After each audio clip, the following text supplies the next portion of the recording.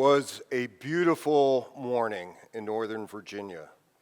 Calm weather, clear skies. So I rode my motorcycle to work. The heat off the engine felt great against the crisp morning air. Ahead of me, an ordinary day. Meetings, emails, and adjusting to a new office. My job, managing Army uniforms, wasn't exactly exciting, but it was interesting since I was helping shape what soldiers would wear in the future. I had responsibility. What I didn't know is if I was ready for what came next. At 9:37 that morning, September 11th, 2001, terrorists crashed American Airlines Flight 77 into the Pentagon. Sitting less than a football field away from the point of impact, it felt as if the building had been lifted and dropped. The explosion-proof window beside my desk rippled like water. The pressure wave felt like I had been hit in the chest and the wind knocked out of me. I found myself on the floor and shouted to the office, "Get out, now!" I ran down an emergency stairwell and exited into a world of fire, thick black smoke, and aircraft debris. It was hard to breathe. My eyes and lungs burned. People stumbled out of the building, dazed and disoriented. As I tried to get my bearings, a police officer tapped me on the shoulder and asked me to help him direct traffic. Cars were bumper to bumper. Drivers frozen behind the wheel, trying to wrap their heads around what they were seeing and why there was debris on their cars. We went car to car, tapping on windows, telling people to move. About 20 minutes later, an announcement came over an emergency loudspeaker. "Another aircraft is inbound, headed in our direction. Evacuate the area." People outside the Pentagon scattered in every different direction, not knowing where to go for safety.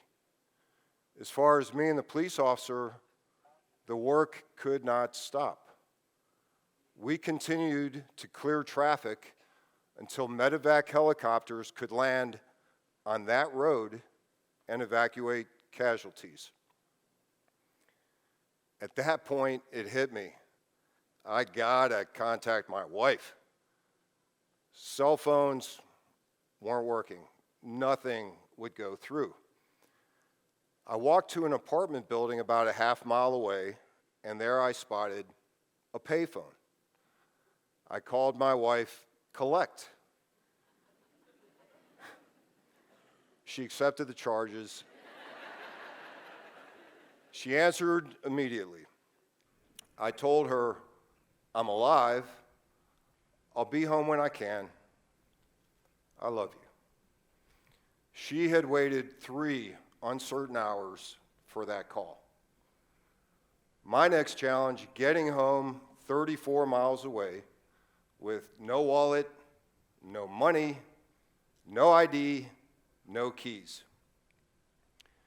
As I started the trek to the closest operating metro station, about a mile away, the scene shifted quickly from smoke, shouting, helicopters, and confusion to eerily quiet streets.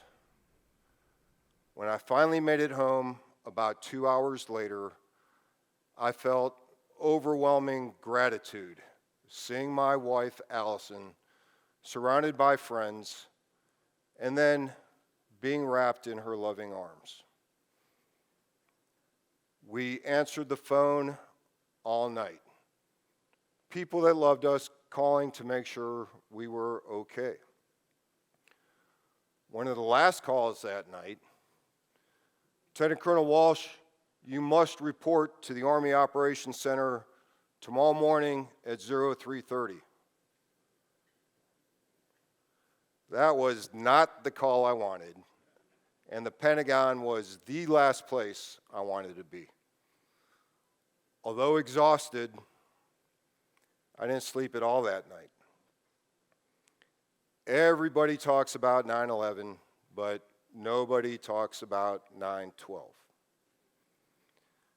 Back at the Pentagon at 0:30 that next morning, my orders were simply go outside and figure out what's going on.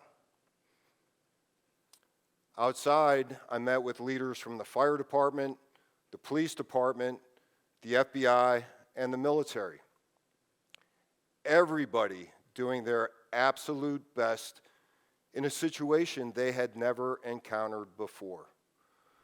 Buildings still on fire, an active crime scene, scattered emergency equipment, debris everywhere, and a body. I was led to a DC Metro bus parked outside the collapsed building in the field, the engine running, air conditioning on full blast. It was a makeshift morgue.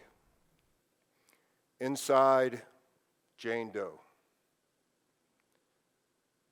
The first remains recovered, covered in a sheet, preserved by the cold air. Nothing gets you ready for that. And it was clear a dignified process for handling remains was needed. Laying out the situation in front of Army leaders later that morning, I heard myself say, "I'll do it." And there was no taking it back. I wasn't willing to be the one who stepped back. Hours earlier, I was the guy managing Army uniforms, accounting for 1.2 million black berets to outfit the Army.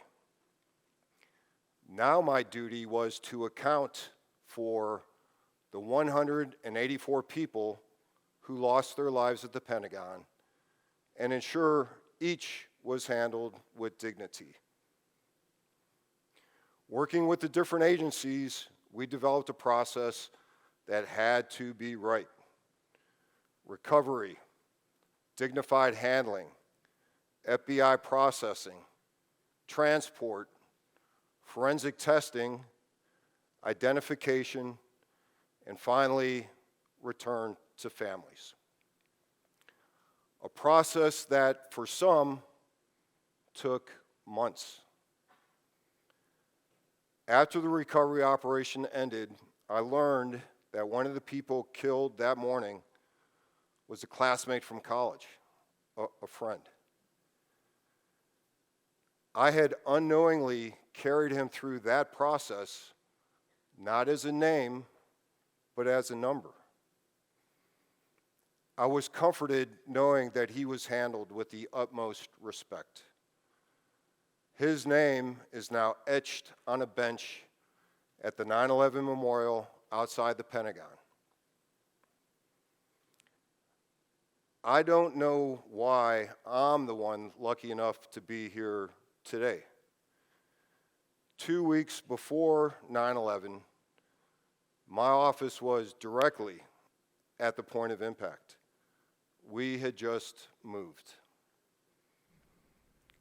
Most of us don't choose the moments that choose us. What I learned is responsibility doesn't wait for readiness, it creates it. Responsibility shows up unannounced at home, at work, in our communities. It doesn't arrive with clarity.